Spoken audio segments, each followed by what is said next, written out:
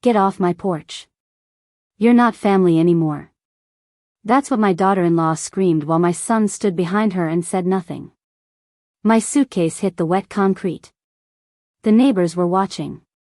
And just as the door locked in my face, a long black car stopped in front of the house. The driver stepped out, looked straight at me, and said, "Mrs. Carter, it's time. He finally found you." I froze. He found me? And instead of begging to be let back inside, I lifted my head and walked toward the car. "I'm glad you're here. Before I tell you what happened after I stepped into that car, like this video, subscribe, and tell me in the comments what city you're watching from. Because that night, my life split into before and after. That morning, I had no idea everything was about to fall apart. It began so ordinarily that it almost feels cruel now. I woke before sunrise, the way I always do. At my age, sleep leaves quietly and does not return out of courtesy. I lay there for a moment listening to the soft hum of the refrigerator down the hall and the faint ticking of the kitchen clock. The house was still. Too still. I slipped on my robe and walked to the kitchen. The floorboards gave their usual small sigh beneath my steps. I measured the coffee carefully, 2 level scoops, no more. I have always believed discipline begins in small things. Outside, the roses near the porch were heavy with dew. I watered them gently, careful not to bruise the petals. Nathan planted those roses 3 years ago, back when he still looked at me as though I belonged in his future. Inside, Ashley sat at the kitchen island. Her phone rested in her palm like an extension of her body. The glow of it lit her face in a pale blue wash. She did not look up when I said, "Good morning, Ashley." Nathan stood at the counter tying his tie, though it was Saturday. "You're dressed early," I said, trying for lightness. "Just have things to do," he replied. His tone was neutral. Too neutral. I remember noticing something small and unsettling. The television was off. No morning news. No clinking of dishes. No music playing softly in the background. Just silence. The kind of silence that feels prepared. At lunch, Ashley received a phone call. She glanced at the screen and quickly stood. "I'll take this," she said, already halfway down the hall. Her voice dropped to a whisper I couldn't quite hear. I wasn't trying to listen. But when she returned, she leaned toward Nathan and murmured something into his ear. He stiffened. It was subtle. If I had blinked, I might have missed it. His jaw tightened, and he nodded once without speaking. For the rest of the afternoon, he avoided my eyes. I folded laundry in the living room. I matched socks that did not belong to me. I placed Ashley's sweaters into neat stacks. I told myself that every family goes through adjustments. I told myself not to be sensitive. By evening, the air felt heavier. Ashley stood abruptly from the couch. "We need to talk," she said. There was no softness in her voice. Nathan did not move. "We need this house to ourselves," she continued. "It's time you leave." I laughed. Not because it was funny, but because it was absurd. Leave? Ashley, this is temporary, you know that. I've been looking at apartments. You're not on the deed, she interrupted. Legally, you have no claim. The words landed with precision. Rehearsed. Measured. I turned to my son. Nathan? He exhaled slowly, as though burdened. It's just better this way, Mom. Better. For whom? In that moment, I understood something more painful than the command itself. This had been discussed. Planned. Agreed upon. They had waited for the right time. When I looked around the room, I saw the curtains I had paid for, the dining set I had chosen, the framed photos I had arranged. My contributions had been folded neatly into their ownership. Ashley crossed her arms. We need space. You've been here long enough. Stayed. As though I were a visitor. I felt the first crack inside my chest then. Not loud. Not dramatic. Just a quiet fracture. And yet, even as she spoke, I still believed my son would step forward. That he would remember the nights I stayed awake sewing patches onto his school uniforms. The years I worked double shifts after his father disappeared. The promise he once whispered when he was 5, "Mom, I'll protect you." Instead, he stood still. That silence changed everything. The first real sign of danger wasn't Ashley's voice. It was my son's silence. I had lived through loud anger before, customers snapping when I was young, landlords raising rent when they smelled weakness, supervisors speaking to me as if I were replaceable. Noise, I could survive. Noise at least meant a person was still engaged with you, still human enough to argue. But Nathan's quietness was something else. It was a door closing without the courtesy of a goodbye. When Ashley said, "You're not on the deed," she wasn't just reciting a fact. She was placing me outside the circle on purpose, drawing a clean line around the life they wanted and the life they intended to discard. And Nathan let her. I kept looking at him, waiting for the smallest sign, an inhale, a step forward, a glance that said, "Mom, I didn't mean for it to go this far." Instead, he stared at the carpet as if the pattern there offered him an excuse. That was when the room changed shape for me. The furniture blurred into something unfamiliar. The walls didn't feel like shelter anymore. They felt like boundaries, legal boundaries, emotional boundaries, boundaries I had financed without realizing I was building my own cage. Ashley's tone stayed controlled, almost calm. "We've been patient," she said, as though she were speaking to a child who refused to learn manners. "But we're married. We need privacy. We need to start our family without," she paused, and the pause was deliberate. "Without this arrangement. This arrangement. Not me. Not Nathan's mother. Not a person. An arrangement." My hands were cold. I noticed it because I kept rubbing my thumb against the seam of my sweater, a small habit I have when I'm forcing myself not to cry. I've never liked crying in front of people who don't deserve it. "Where am I supposed to go?" I asked, and I hated how soft the question sounded. Ashley shrugged. "That's not our problem." I looked at Nathan again. "I can call Carol. I can stay with her a few nights while I..." Nathan cut in quickly, almost too quickly. "You can't stay here, Mom." There it was. Not "we can't manage this." Not "let's talk." Not "give us a week." Just, "you can't stay here." And for a moment I saw him as a boy again, 5 years old, standing in the kitchen with a broken glass in his hand, waiting to see whether I would comfort him or punish him.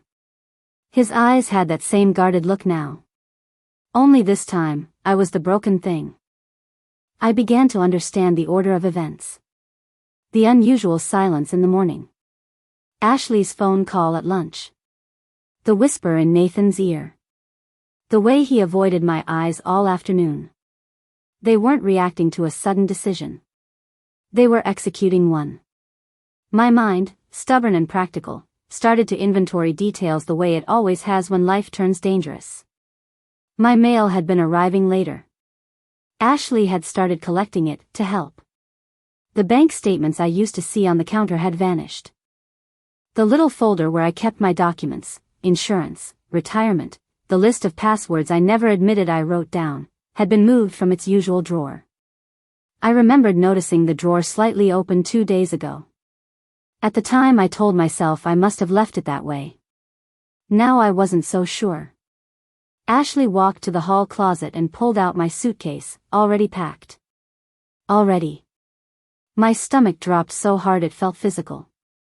"You packed my things?" I asked. She didn't blink. "You take too long." We didn't want a scene. A scene. As if I were the one making one. Nathan still didn't look at me. That was the strike. Not the suitcase. Not the threat. Not even the humiliation. It was the realization that the person I had protected for decades had decided I was no longer worth protecting. And when you reach that point, when the love you relied on becomes conditional, transactional, and finally absent, you begin to see the truth underneath every polite sentence. This wasn't about space. It was about control. It was about removing me while they still could. And the most frightening thought wasn't that I might be homeless. It was that they believed I would accept it quietly. When I looked at Nathan's face, stiff, distant, almost carefully blank, something tightened in my chest. It was not new. I had felt that same tightness years ago, standing in a narrow hospital room in Portland, holding a newborn boy while the nurse avoided my eyes. "You don't have anyone coming?" she had asked gently. I shook my head. Nathan's father had disappeared 3 months before his birth. One day he was there, promising stability. The next, he was gone. Later, I was told he had died in a car accident out of state. There was no funeral I attended. No grave I saw. Just a story delivered to me in a voice that sounded rehearsed. I believed it because I needed to. I raised Nathan alone. I worked mornings at a dry cleaner and evenings at a grocery store. I learned how to stretch $1 until it nearly tore. I learned how to smile when customers snapped their fingers at me as though I were a bell. At night, when Nathan cried, I held him against my chest and whispered promises I was not sure I could keep. "You and me," I would say. "We'll be enough." When he was 5, he hugged me so tightly I could barely breathe and said, "Mom, I'll protect you when I grow up." Children say such things with pure conviction. They do not yet understand the compromises adulthood will demand of them. As I stood in that living room years later, facing the grown version of that little boy, I felt the past folding in on itself. The same eyes. The same mouth. But something guarded behind them. I remembered the winters when I kept the thermostat low so the heating bill would not crush us. I would tell Nathan it was good for character to wear sweaters indoors. I never let him see the final notices that sometimes arrived in red envelopes. When he wanted to join the school soccer team, I took extra shifts. When he needed braces, I sold the only gold bracelet my mother had left me. And when he graduated college, I sat in the back row and cried quietly, not because of the ceremony, but because I had made it. We had made it. I thought sacrifice built loyalty. I thought endurance built gratitude. Perhaps it builds comfort instead. Years later, after my mother passed away, I found a single letter tucked into her dresser drawer. It was signed by a man named William Hayes. The handwriting was careful. The tone restrained. "I regret the circumstances more than you know. If she ever wishes to contact me, she will not be turned away. I confronted my mother while she was still alive." "It means nothing," she said sharply. "Forget it." I did. Life demanded my attention elsewhere. Bills. Work. Nathan's future. I did not have time to chase ghosts. But as I stood on the porch with rain soaking into my shoes and my suitcase at my feet, and a stranger telling me someone had been searching for me, that letter resurfaced with startling clarity. Had my mother protected me? Or had she protected someone else? Looking at Nathan now, at the way he avoided my eyes, at the ease with which he allowed Ashley to push me aside, I felt something shift inside me. Not anger. Recognition. I had built my life on the assumption that I was alone. Alone as a daughter. Alone as a mother.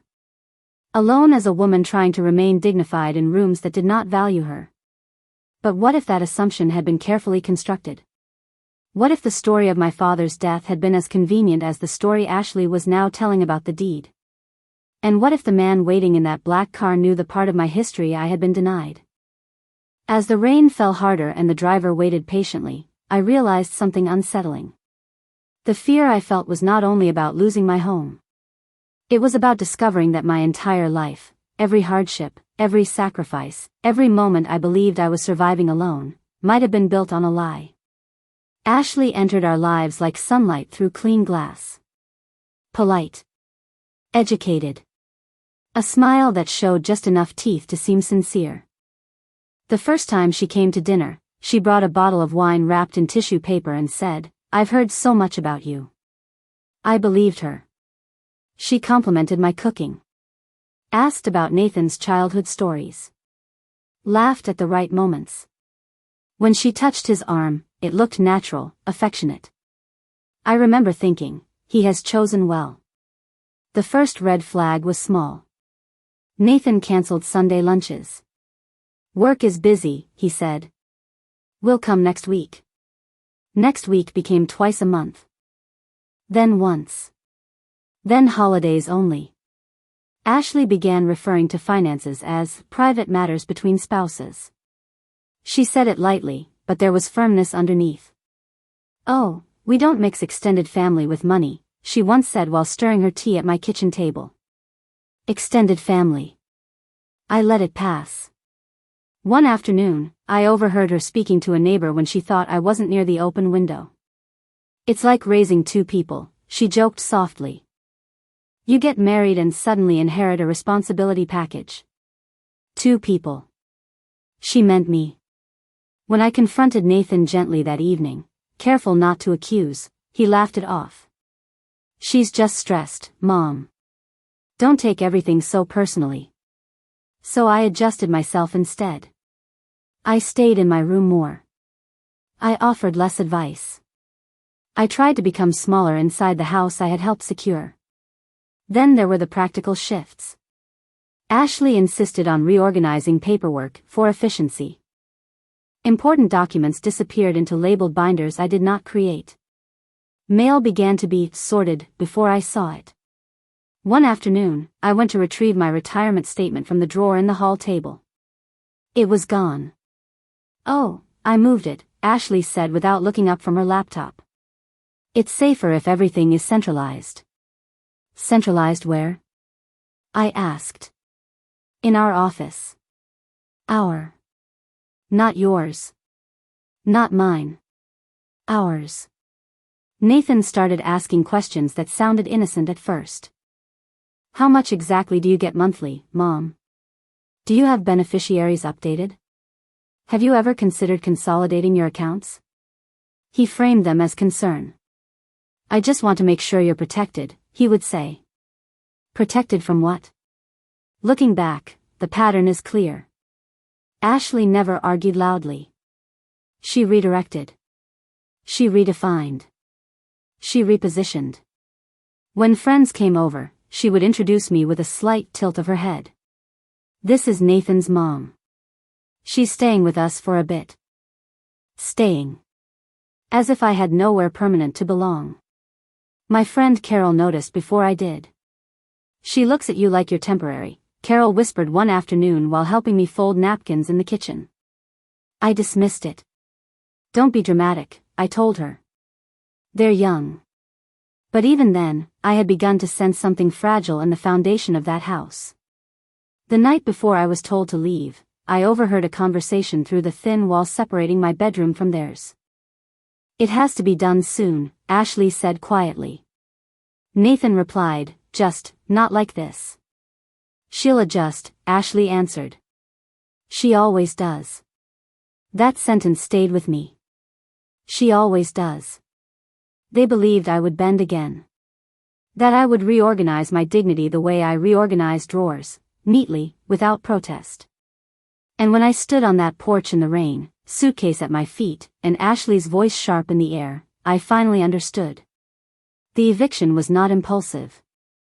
It was the final step in a process that had begun the day she first decided I did not belong in their future. And they believed I had nowhere else to go. They were wrong. The interior of the car smelled faintly of leather and rain. I sat upright, my suitcase beside me, my hands folded in my lap the way my mother taught me when entering unfamiliar spaces. The door closed with a soft, decisive sound. Outside, I saw the faint outline of Ashley's silhouette through the curtain. The driver did not rush. He merged into traffic with calm precision, as though this moment had been scheduled long ago. "My name is Marcus Reed," he said after a few blocks. The name struck something distant. "You helped me once," he continued. "With estate documentation after your mother passed. Memory shifted into place. A younger man. Serious. Observant. He had reviewed paperwork I barely understood at the time. You work for him? I asked quietly. I work for William Hayes. The name felt heavier now inside the car than it had in the rain. He has been trying to find you for years, Marcus said. Private investigators. Public records. Your mother ensured the trail was complicated. My pulse thudded steadily in my ears. I was told my father died before I was born. Marcus paused before answering. He was told you were given up quietly and relocated. Both of you were protected from each other. Protected. Or separated. The city lights blurred outside the window as we crossed the bridge. I realized, with unsettling clarity, that I was not afraid of the car. I was afraid of confirmation. If my father was alive, then my life had been shaped by omission. Why now? I asked. Mr. Hayes recently underwent a serious medical procedure, Marcus replied evenly. It forced him to reassess unfinished matters. Unfinished matters. Was I a matter? We drove for nearly 30 minutes before stopping in front of a discreet downtown hotel. Not flashy. Private. Inside, the lobby was quiet. Marcus guided me toward a private sitting room rather than the main reception desk. He will meet you tomorrow morning, Marcus said. He wanted you somewhere comfortable tonight. Comfortable. The word felt foreign after the porch. I sat alone for several minutes after Marcus stepped out to arrange details. My reflection in the glass looked unfamiliar, wet hair, tired eyes, dignity held together by habit. I thought of Nathan. Had he known something? Had Ashley discovered something through financial searches? Had my sudden displacement been timed? A memory surfaced. 2 months ago, Nathan asked casually, Mom, have you ever looked into your biological father's records? I had brushed it aside. Why would I? I had replied. He had shrugged. Just curious. Curiosity has roots.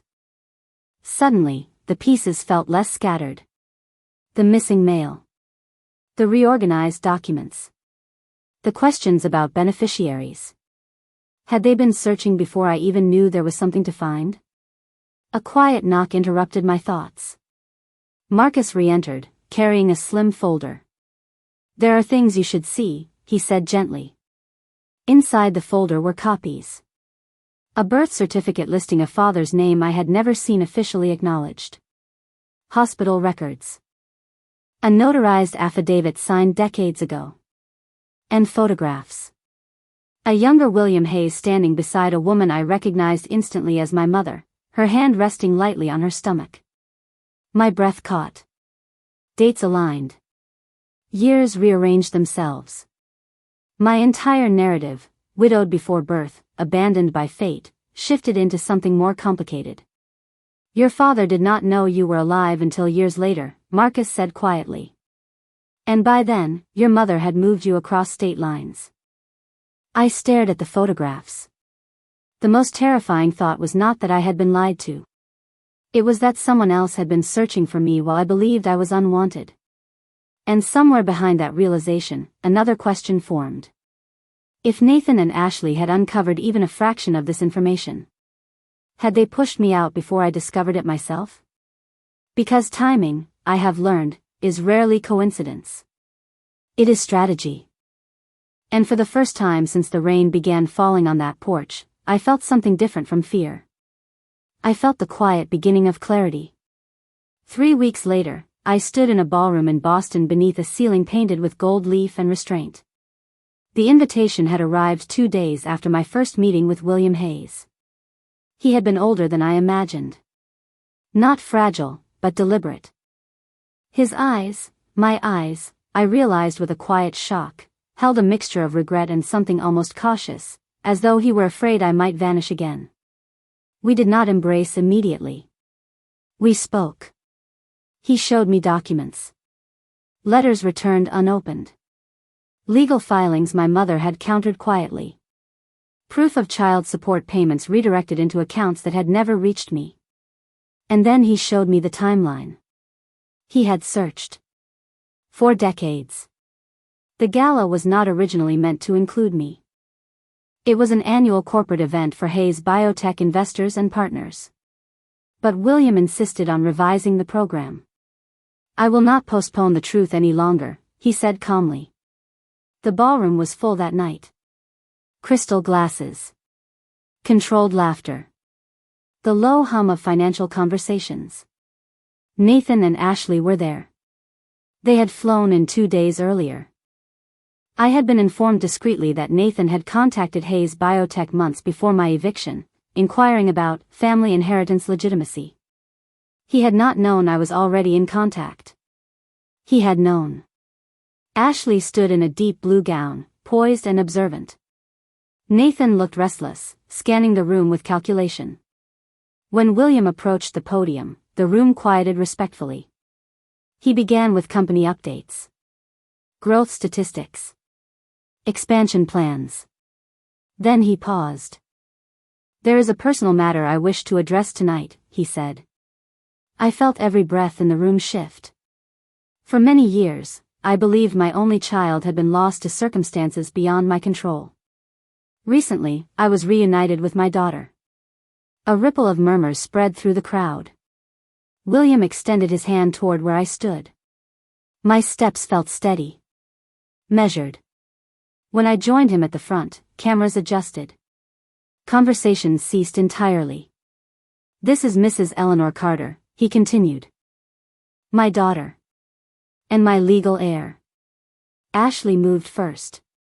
"This is absurd," she called out sharply. There must be some mistake. Nathan's face had gone pale. William did not raise his voice. "There is no mistake." He signaled subtly. On the large projection screen behind us, documents appeared. DNA test results. Hospital birth records. The original affidavit signed by my mother. Correspondence tracing decades of attempted contact. Then came something else. Email records. Nathan's inquiries to Hayes Biotech legal representatives 6 months earlier.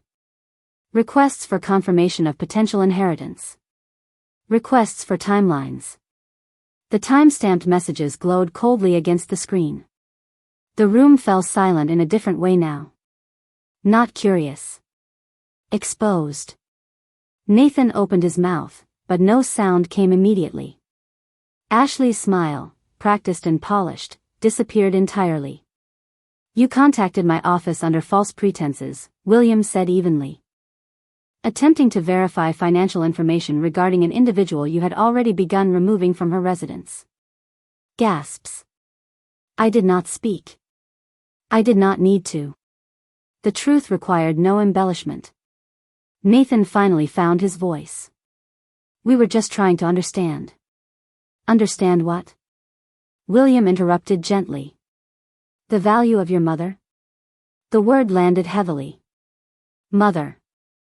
Security personnel stepped subtly closer, not aggressively, but firmly enough to signal that disruption would not be tolerated. Ashley reached for Nathan's arm. He did not look at her. The projection screen remained lit with evidence. Facts are quieter than accusations, but far more permanent. I looked at my son, not with anger, not even with triumph. With recognition. He had gambled on my smallness. He had assumed I would remain manageable. Instead, the truth had been placed on a screen large enough for the entire room to witness. And in that moment, I felt something return to me that had been slowly taken over years. Not wealth. Not status. Dignity. Nathan found me after the gala in a side corridor lined with framed photographs of men in suits and women in pearls, faces that smiled as if life were always polite. He called my name softly, like he was afraid it might break. "Mom." I stopped, but I didn't turn right away. My heels clicked once on the marble floor, then went quiet. Somewhere behind a closed door, I could still hear the orchestra warming up again, pretending nothing had happened. When I finally faced him, his expression looked unfamiliar, creased, unsure, younger than the man who had stood behind Ashley on the porch. I didn't know, he began. It was the first lie he offered me after the truth had already been projected for strangers. I let the silence stretch, not as punishment, but because I needed it to hear my own thoughts. His eyes flicked down to my hands, as if he expected to see them shaking. They weren't. That surprised me too. I was trying to protect us, he said quickly. Ashley said, she thought, she kept saying you would take everything away from us if something changed. She made it sound like we'd lose the house, like. He stopped. His voice cracked in the middle of a sentence, and for a brief moment I saw the boy who used to come home with scraped knees, holding back tears because he didn't want me to worry. But the memory did not soften me the way it once would have. Because this was not a scraped knee. This was an eviction. This was a son watching his mother stand in the rain with her suitcase and choosing stillness. Ashley appeared behind him, as if she had been waiting for the right moment to re-enter the frame. Her face was tight, pale under the lights, her composure still trying to rebuild itself. This is being twisted, she said. That presentation was designed to humiliate us. We didn't do anything illegal. I looked at her carefully. She was still speaking in the language of loopholes and technicalities, the way people do when they believe morality is negotiable. You packed my suitcase, I said quietly. She blinked, as if she hadn't expected the story to shrink into something so plain. We needed boundaries, she replied, her voice sharpening again. You were living in our space. We were starting our life. I repeated, and the word tasted different now. Nathan lifted his hands, palms out, pleading. Mom, please. Just talk to me. I made mistakes, okay? I did. I shouldn't have let it happen like that. He swallowed hard. I'm sorry. There are apologies that arrive like warm bread, simple, honest, nourishing. And there are apologies that arrive like receipts, late, crumpled, meant to reduce damage. I studied his face and realized the most painful part was not even Ashley. It was him. It was that he had learned how to measure love by outcomes. He had come to me because the room had witnessed his choice, because the consequences now had names and documents and screen captures. Not because the porch had been cruel. Not because I had been his mother. I felt something inside me loosen. Not rage, something cleaner. Acceptance. I believe you're sorry, I said at last. His shoulders dropped with relief, as if those words were a door opening. Then I added, but I also believe you meant it when you let me go. His relief vanished. Ashley scoffed under her breath, but I didn't look at her. Nathan's eyes filled quickly. What do you want me to do? That question used to be my favorite. It meant my son trusted me, needed me, came to me as home. Now it sounded like negotiation. I want you to understand something, I said. You don't get to remove someone from your life and then call it love when you regret the optics. He flinched as if struck, and I hated that it still hurt me to see him hurt. I stepped closer, lowering my voice. When you were little, you promised you would protect me, I said. Tonight, you protected your comfort. And that is your right. But it has a cost. Nathan opened his mouth, searching for words, but none landed. Ashley straightened. So what, you're just going to cut him off? After everything? I finally met her eyes. No, I said. I'm going to stop confusing access with entitlement. I walked past them toward the exit, feeling the cool air from the revolving doors touch my cheeks. Behind me, Nathan called once more, Mom, please. I didn't stop. Some doors don't slam. Some just close with a soft click, and you realize the sound you're hearing is your own life finally locking into place. I did not return to Seattle. That decision surprised even me. Instead, I stayed in Boston longer than planned. William insisted, gently but firmly, that I take time, not to celebrate, not to make announcements, but to understand what had just unfolded. The first week was disorienting. Not because of wealth. Wealth is quieter than people imagine. It does not shout, it rearranges space. It opens doors without forcing them. It offers options.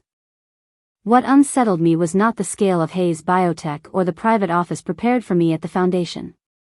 It was the fact that I was no longer peripheral to my own story. William and I met every morning in a modest conference room overlooking the Charles River. He did not try to buy forgiveness. He did not dramatize regret. He brought files. Letters he had written to my mother. Returned envelopes marked undeliverable. Private investigator reports tracing addresses that were always one step behind. I should have done more, he said once, looking at the table rather than at me. Perhaps, I replied. There was no accusation in my voice. Only acknowledgement. We were not rebuilding a fantasy. We were assembling facts and deciding what could grow from them. Within a month, I was introduced formally to the Hayes Foundation Board. It had originally focused on biotech scholarships and medical grants. I asked to expand it. I want a division dedicated to displaced women over 50, I said during the meeting. Women who are quietly removed from their homes, their families, their financial security. There was hesitation at first, legal discussions, budget forecasts, structural logistics. I listened. Then I spoke calmly. Protection is not charity. It is infrastructure. The vote passed unanimously. The Hayes Foundation established a new program within 60 days. Transitional housing. Legal consultation. Financial literacy support specifically for older women who had been edged out of marriages, partnerships, or adult children's homes. I visited the first property myself. It was not grand. That was intentional. It was clean. Secure. Dignified. When I walked through the hallway of small apartments, I ran my fingers along freshly painted walls and thought of the porch in Seattle. Rain. Suitcase. Silence. Safety returned to me not through revenge, but through structure. William and I found a rhythm. Not father and daughter in the sentimental sense. Two adults learning the architecture of a relationship delayed by decades. We ate simple dinners. We argued occasionally about operational details. We laughed once when I corrected his understanding of small household budgeting. You are far more formidable than my board prepared me for, he admitted one evening. I had practice, I replied. Nathan wrote several times. The letters were careful, restrained. No more urgency. No more demands. He apologized again, differently this time. Not defensively. Not strategically. I responded once. I hope you build a life that does not require removing someone else from it. I did not send money. I did not offer investment. I did not close the door entirely either. I simply stopped being the safety net he could step on without looking down.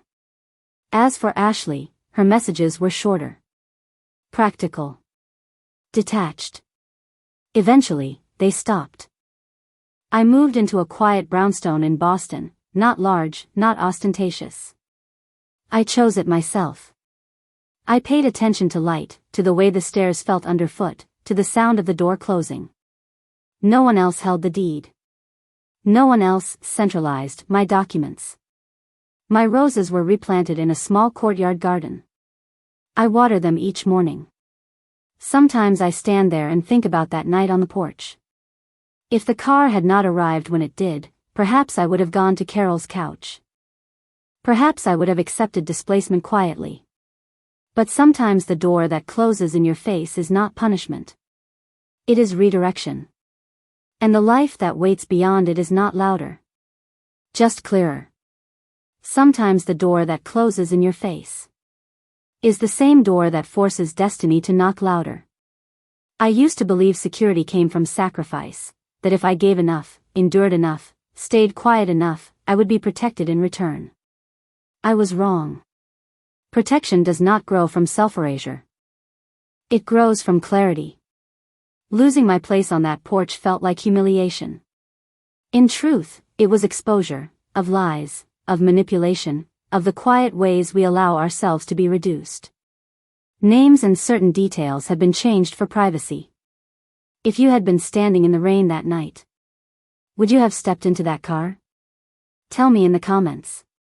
And if this story spoke to you, about betrayal, dignity, and unexpected second chances, subscribe and stay with me. Some awakenings come late, but they still arrive exactly on time.